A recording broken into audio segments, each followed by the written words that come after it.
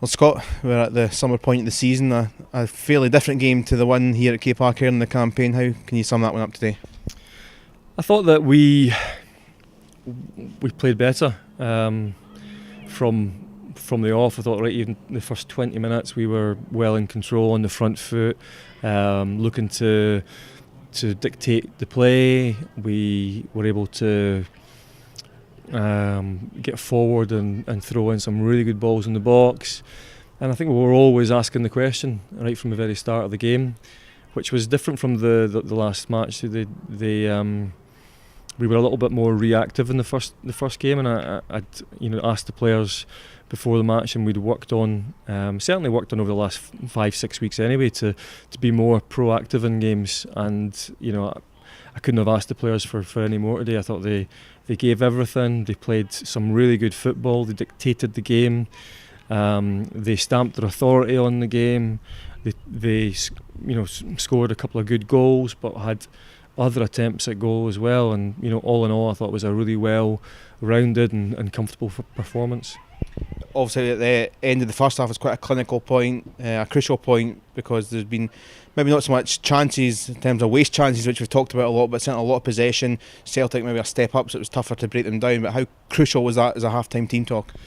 Yeah, I think it was also a testament to the players, the way that they, for the whole first half, as I said, dictated the game and kept asking the question. And despite the fact that we didn't score in that first 40 minutes of the game, they were still going at it and looking to try and get that goal. So they didn't get despondent, didn't start thinking that we'd wasted any chances, which has been the case earlier in the season. But I think we're getting far better at that now, much more clinical, and it was a good time to get the goal. It meant that it did steady things, and I don't know if it would have made that much difference to the team talk at half time, because we just talked about the things that we were doing well and a couple of the areas they felt we could still improve on. And I thought the players came back out in the second half and did exactly the same again. And all in all, I think we did have the most territory in the game for long spells, kept possession well, and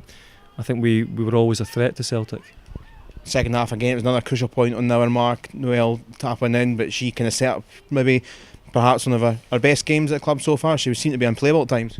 Yeah, I mean, Noelle's just been getting better and better. I mean, I think the whole team's been getting better and better, but some individual performances from Noelle today was fantastic. I thought Sam Kerr was great again in midfield. She just keeps getting better. Abby's work rate and the desire that she shows is great.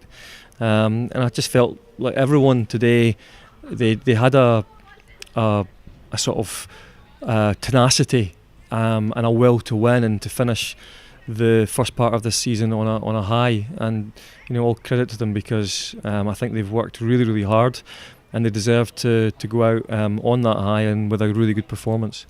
You talk about this sort of high towards it. It's really since the Hibs win really in the league, it's been really an upward curve. At the halfway point now, how would you give your sort of ranking out of 10 for the season so far?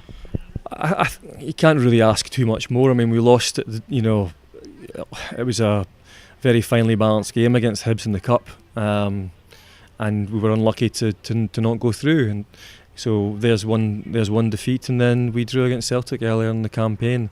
And there are reasons for that too. I think it's about the way the players have come back from that, the resilience, the fact that they are winners. They want to win. They know that they go into each game having to win, and they also know that other teams around them and players are always looking to see if we can keep doing that. So credit to them. They've done that, and today was another I think occasion where teams were looking to see if we'd slip up, but I didn't feel that was going to be the case at all today.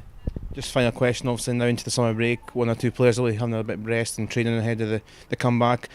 Obviously, you'll be having maybe a bit of a break as well. Scotland players going away, first time ever at the Euros. Is this going to be quite big for the girls that are going away now? And it could be maybe, England had it a couple of years ago. Could this be maybe a glass ceiling moment for City in the women's game after the summer? Hopefully, if we do well at the Euros. Yeah, I mean, I think it's fantastic. We just said that in the dressing room that best of luck to the girls, and we hope they all do well as a team and as a nation. We want our team to have a good show, and it's going to be a tough tournament for Scotland, but it's the fact that they're there, that they are going to be able to experience it. I was lucky enough to be in 2 tournaments very similar, and it's nice to be the only players still playing at that time of the year, because you're in a championship. That's why you're still playing, and it's a nice feeling to have. And you go up against top quality players. You get to test yourself against the best, and I hope that the girls that are there get as much out of it as they can, and then they can use that to build on when they come back to Glasgow City, hopefully.